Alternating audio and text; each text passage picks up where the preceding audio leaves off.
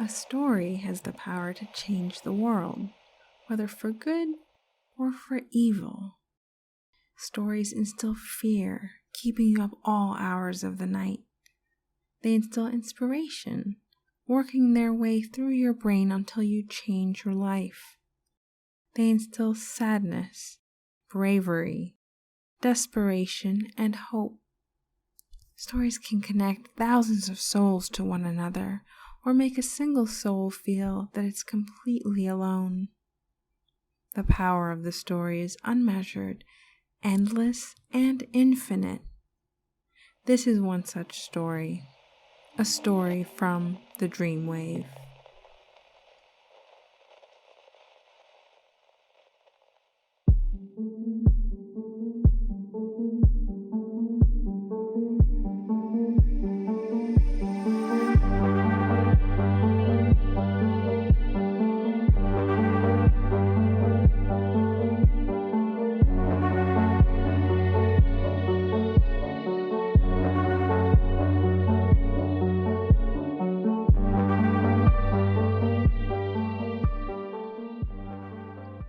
Today's broadcast is a recording found playing on a loop from a radio in New York, tuned in between two popular channels. The channel was recently lost to static, but not before the broadcast was recorded. Most experts regard this as a mere prank, kids with an inclination towards technology over law and order. Still, there are those that believe this broadcast is real, and that it details an adventure of two scientists, Dr. Caruso and Dr. Alvarez. Scientists that will someday pioneer time travel in the year 2090. Those that believe this transmission to be real were horrified by what they heard, and the debate still rages on about whether it is a trick or a warning. But we'll let you decide for yourself.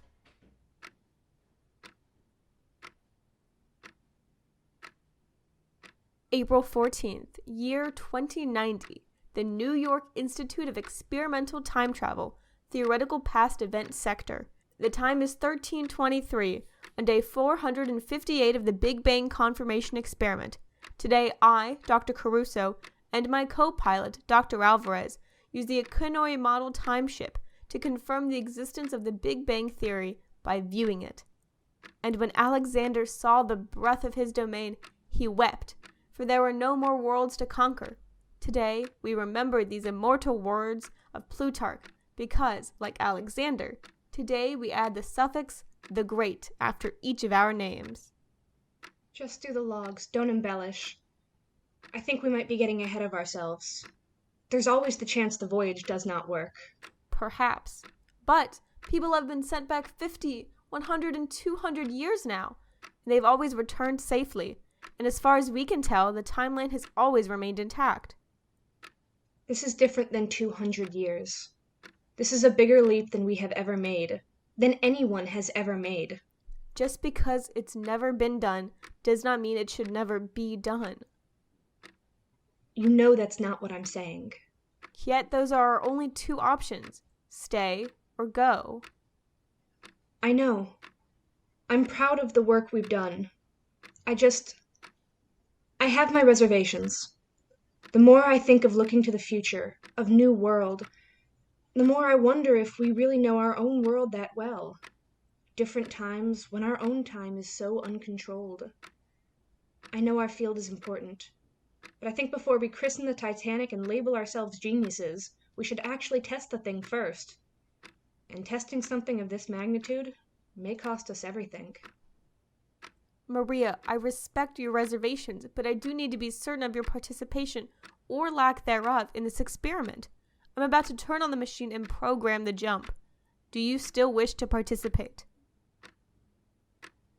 Yes. Yes, I do. Very well. I'm happy to have you, Maria. You're one of the brightest minds of our world. I know your research was primarily on the theoretical timeline, but I appreciate you agreeing to join me in this experiment.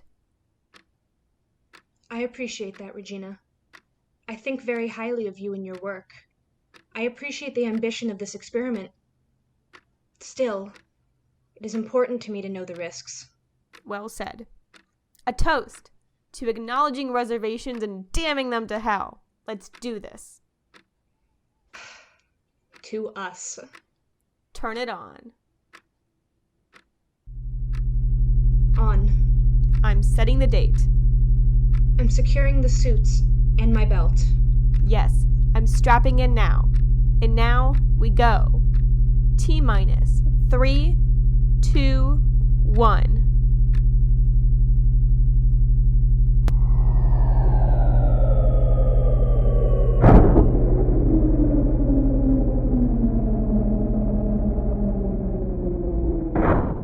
Maria, what was that sound?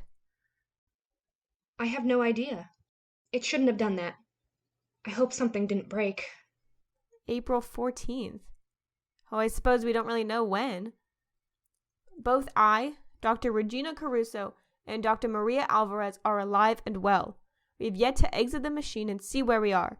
We are putting on our spacesuits, which are sealed shut and heat-proofed, for any eventuality that might come across in whatever lies outside of the machine. If our calculations are correct, then there should be nothingness that awaits us. We are before life itself, here to document what exactly began the world. There should be nothing. No air, no sun, no gravity. Wait, but there is gravity. Everything in the ship is way down. That shouldn't be possible. If we went back to before the Big Bang, then there should be nothing here. We are reporting the presence of gravity. Something isn't right. Wait, Regina, press your ear to the side of the ship. Listen.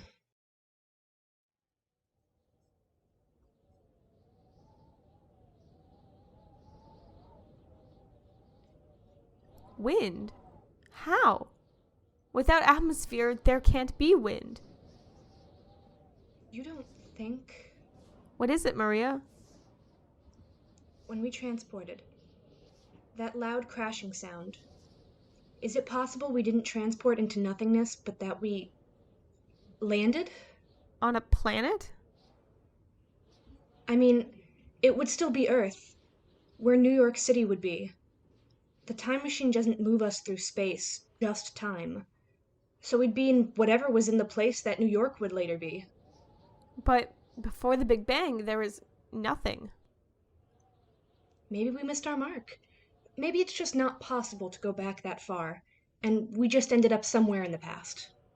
Suit up anyways. Let's get out of this thing and look around. Remember to be delicate. Let's not scare the locals.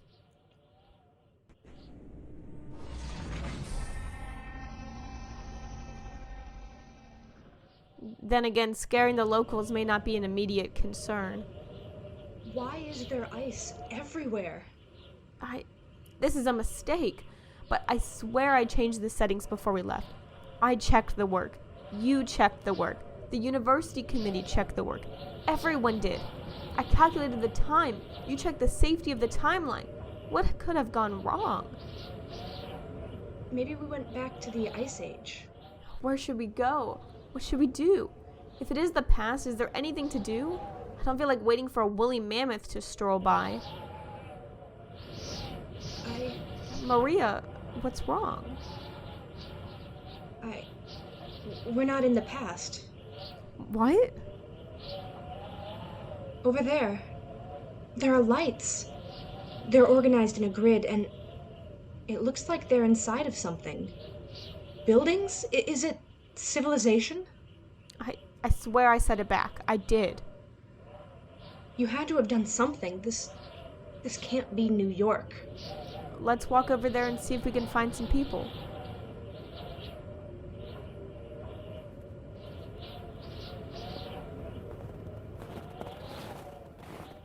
Should we really find someone and ask them? Won't they think we're crazy? No. Who knows how long they've had time travel technology? There may be an auto zone for time machines. You're right. This isn't civilization. It's a metropolis. These buildings, they're unlike anything I've ever seen. I'll describe them for the records. Dr. Alvarez is referring to the tall hexagonal structures with dome roofs. They look like they are made from something akin to glass, but in a deep purple color.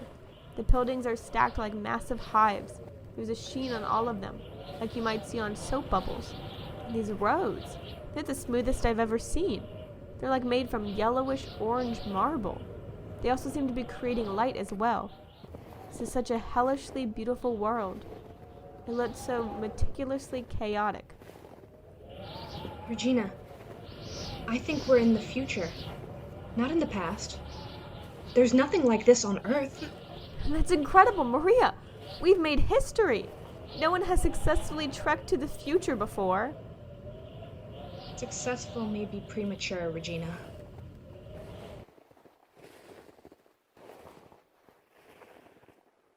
Where did the blizzard go? Turn around. It seems as if we've passed through a membrane of sorts, keeping the blizzard out. Regina, my scans are showing high levels of oxygen. I think the air is safe to breathe. Should we chance it? Far less of a chance that we'll accidentally initiate a war if we can communicate properly.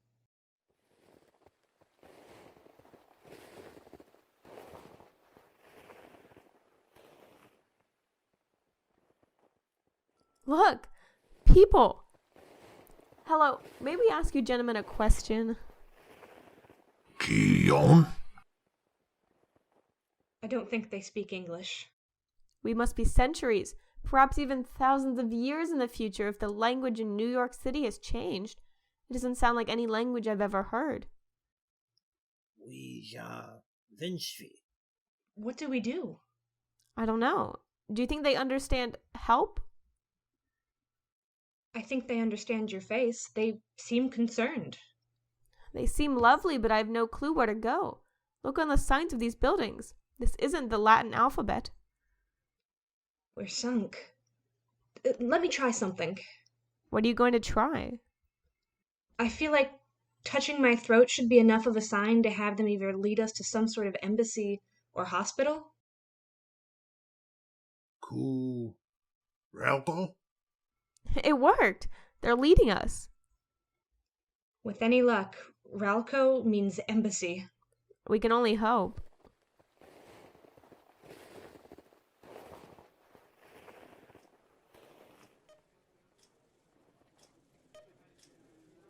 Maria, I don't think this is an embassy. No, I think this is a hospital. They must have thought I meant sick. Maybe we're so far in the future that they don't even recognize our sounds as a language. We must sound sick. We might be sick. It doesn't seem real. How advanced they must be. Not a wheel in the hospital, not a phone ringing. And how clean. Does he look like he's in charge? The tall one in the gray cloth? Yes, that's the one. Oh, he's coming over. What's in his hands? He placed something into his mouth, but what are those other ones? They look like earbuds. Are we meant to put them in? I think so. Can you understand me now? Why, yes. Why? Those were inventions from many years ago, meant to translate all languages to unite the world. I have the speaker and you have the receiver. Hardly necessary anymore. We've since standardized all language. I am Fulham, a technological consultant at this hospital. When are we? What year is this? We are in the year 44,733. How could our calculations be so off? What calculations? We're from the year 2090. We developed the technology to travel through time. We had intended on traveling to the past, but it seems as if we jumped forward. How is that possible? We have not yet developed the technology to travel through time. There are scientists in the world who are working on it, but there has been no progress this advanced. I wonder why that is. Our time has had the ability to time travel for years now, just never forward. I thought perhaps if we were 13 billion years in the future, that we must have simply written AD instead of BC. AD? BC? Before Christ and after death, or more formally, Anno Domini, Latin for in the year of our Lord. That's how we measure our 2 increments of time. I suppose you don't use such units anymore. To my memory, we never did. Well, these measurements were already coming out of style in 2090, our year. As that is over 10,000 years ago, I suppose it just fell out of your common records. I suppose.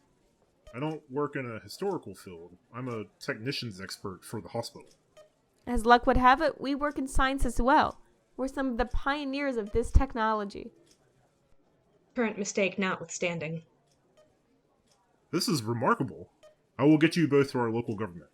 Perhaps they can better transport you to the national government, and I'm sure they can help you more than I ever could. Though I am sorry to report that this is the worst time to which you could have traveled. We landed out in the snow. How often are there blizzards? There are always blizzards, every hour of every day. Why? Wait, Regina. Hang on. What do you mean one of the worst times? I can answer both of your questions at once. Our government has been involved in a war for the last few thousand years. There were moments of peace, but far more moments of war. But the standardized language, surely this is some social success. Compromises had to be made. It depends on whom you ask. Some say it was a step forward for globalization. Some say that it erased the original cultures. Those who preferred those moments alive came to form their own nation instead of the government of the world that was formed. There were, of course, precipitating factors such as the unification of lands, or rather the involuntary unification. The government of Venstock, the largest land in the world at the time, forcefully united the world in order to gain consistency in globalization. We bridged the gaps of cultures and lands, both figuratively and literally. They became the Confederation of Nations. It couldn't have been possible to run a democratic nation on a Pangean government like that. Pangea? Pangea, when all the lands of the world were one cohesive land? That's how it was in 2090. No, billions of years ago from our time. You don't know of Pangea? Dr. Alvarez, please. What does that have to do with the snow? We had united under war. Nuclear warheads forcing the hands of the unwilling.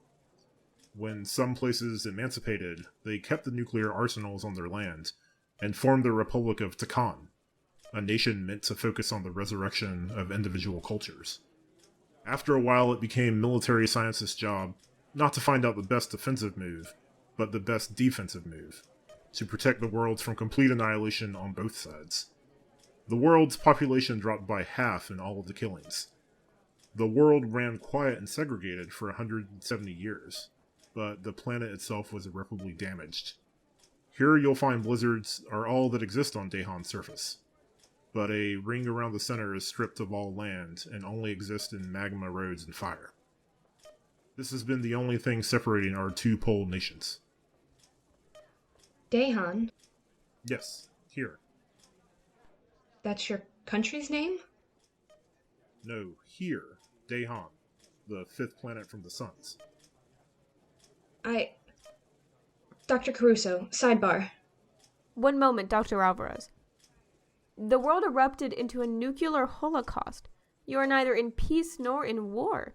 You have technology that would water the mouth of any scientist in our world, and none of it is of use. Matters of war are hardly ever scientifically driven. Everyone was so focused on our scientific progress, the environmental structures, the medications, no one noticed the social tensions bubbling under the surface until they erupted like... Mount Vesuvius? What's that? Dr. Caruso, I really need to speak with you. Now. All the better. I will get someone from our local government on the line and run things through the spice loop. You mean the grapevine? I don't understand. Unimportant. Go run the spice loop. Regina, something is terribly wrong. Who knew the future would be so grim, that we were doomed? That's not what I'm talking about. Mount Vesuvius, Pangea, BC and AD? It's been over 40,000 years. They may have forgotten some of the past in the way, but we don't know all that happened with the dinosaurs. First of all, the dinosaurs didn't keep records. We did. And Dahan, fifth planet from the suns? What about the course of time and space could have changed our position in the solar system and added more suns? I don't know. I captured it all for the log. Maybe now that we know, we can prevent this from happening. Are you not listening, woman? I don't think we're in the future. Well, not for our world. We can't be. We don't know this for certain.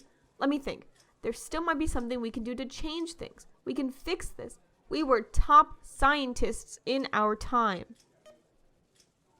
Regina, you're blind to the limitations of our field.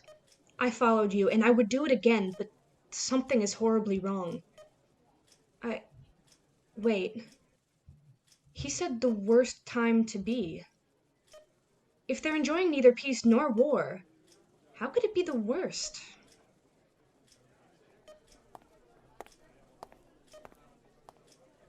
No one can do anything for you right now. You'll have to stay here for the time being. I'll take you to shelter. What? Why? I was telling you before, for the last 170 years, we've been divided by the magma barriers, building up our defensive measures as the year goes on. Recently, there have been stirrings from Takan, stirrings that they had weapons that no one could believe. In return, we built our arsenal bigger and stronger, news of which reached them. They thought we were on the attack, and there have been frantic negotiations for months to tempt both sides into peace. But these discussions may have been more fruitful in decades past. Apparently, these talks failed as of today. It is said Takan will fire any second now, and we can only respond in kind. Now? War? Who knows precisely when, but something was detected by our satellites. Something is coming our way. We must get underground now. No! We must get back to our time machine and leave. If they destroy the machine, we'll never get back. We can never tell people what we saw, and we can never prevent this. What, Fulham? What did you want to say? Follow me.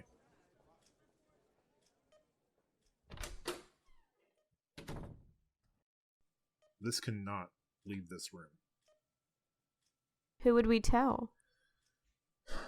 We still don't know if they fired something. The peace talks are still being reviewed and continued, but... But? If they fired something, if we fired something, if both of our arsenals are fired at once... Fulham? It is highly unlikely anyone or anything would survive. Not just what's on the surface, not just underground. Our arsenals have been built up for over 15,000 years. They're so powerful, so deadly, we think they might wipe out life on this world. We have to get back in time right now to stop it. Maria, let's go. Maria, you're white as a sheet. Speak to me. It will wipe out life on this world. Is there a chance that it would expand beyond this world? That your arsenals, fired in unison, may destroy the planet and create not a global holocaust, but a galactic holocaust? Some scientists have hypothesized, but obviously we couldn't know without firing any of them. Maria, what are you getting at? Regina, we didn't go to the future. I don't... We went exactly to when we expected. What do you mean? When did you mean to go? We went to the beginning of time in our world to find out what sparked a phenomenon called the Big Bang, a surge of energy seemingly out of nowhere which created all of everything in our universe. A burst of energy that turned nothing into something. Although, I think it didn't turn nothing into something. It destroyed everything, and the world had to start over. I think this war may...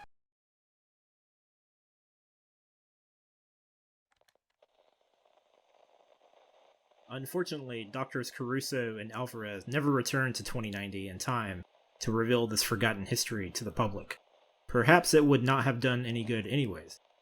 Memory is often affected by arrogance, the arrogance that has us believe so easily that we have been in constant progress since our inception, never considering that all the roads taken were taken before.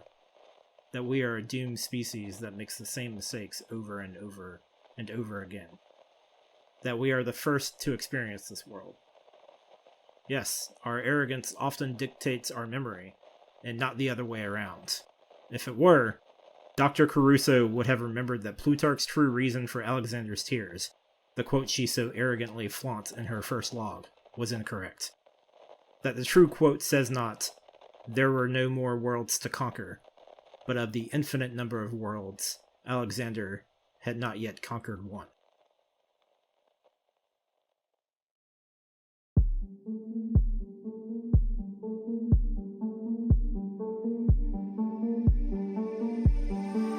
Stories from the DreamWave is a podcast from DreamWave Productions. This week's episode, Our Forgotten History, was written by Jamie Venezia, directed and edited by James Atkins, and performed by James Atkins, Saren Taylor, and Jamie Venezia. Stories from the DreamWave theme music is composed by Justin Saruski, and the show bumper is read by Desiree Farnham. You can follow DreamWave Productions on Instagram and Facebook, and listen to all of the latest Stories from the DreamWave episodes on Spotify, iTunes, or wherever you get your podcasts.